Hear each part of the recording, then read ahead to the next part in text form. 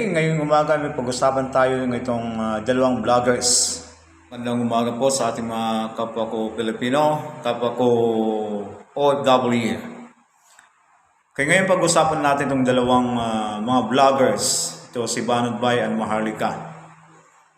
Itong dalawang talaga to parang ang kanilang legacy, yung dalawa na ito ay pera. Kaya kung sino malakas sa kanila magbayad na politician, doon yan pupunta kasi mga balimbing itong mga vlogger na to.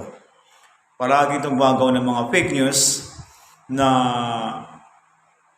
kakasira ng ating bansa para magkawatak-watak ang bawat Pilipino. Kaya nakikita ko mga news na hindi talaga maganda mga gawain itong dalawang itong vlogger. Most especially mga DDS vlogger, kaya sa sobrang daming mga pagkakalat ng mga fake news, hindi na talaga maganda. Kaya bilang isang OFW, hindi talaga maganda pa tingnan ang ating sitwasyon bilang mga kapwa Pilipino.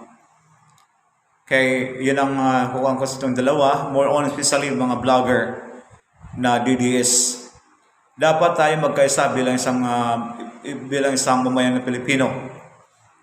Kaya to support to our beloved President. Kung sino man ang darating na President, dapat support tayo sa kanyang programa. Kung maganda, ikakunlad ng ating bansa, dapat doon tayo. Huwag na tayo magwatak-watak dahil lang gumagawa ng mga kwento para lang magkapira. Especially sa social media ngayon, nagkakalat talaga dahil doon sila kumukuha ng resources, ng source of income. Wala naman itong trabaho itong dalawang to, hindi sa vlog talaga kumikita. Yun lang sa akin mga kapwa Pilipino. Huwag tayo maniwala sa kanilang paninira sa kapwa Pilipino, sa ating mga public officials, most especially sa ating presidente. Puro sila banat ngayon, puro paninira sa ating presidente ngayon. Kaya sa aking isang bilang OFW, nakita ko yung kaunlaran, kagandahan, kaginhawaan sa ating Pilipinas, most especially sa mga OFW. Ang government talagang malaking pinagbago. Marami na silang mga programa para sa OFW. Sa ating mga kapwa Pilipino, huwag po tayo magpadala sa kanilang mga pag-brainwash sa mga kapwa natin mga Pilipino.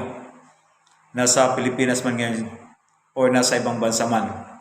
Again, huwag tayo maniwala sa mga kwentong barbero, sa kwentong martes sila.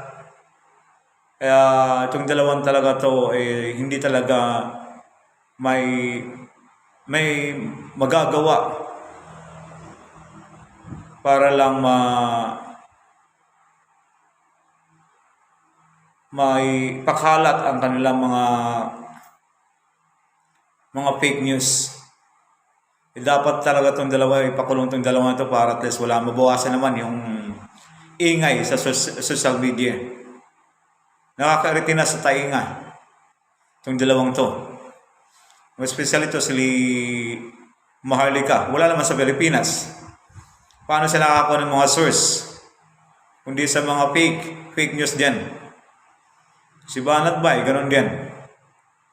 Kaya, again, bagong taon na, 2024 na, dapat magkaisa.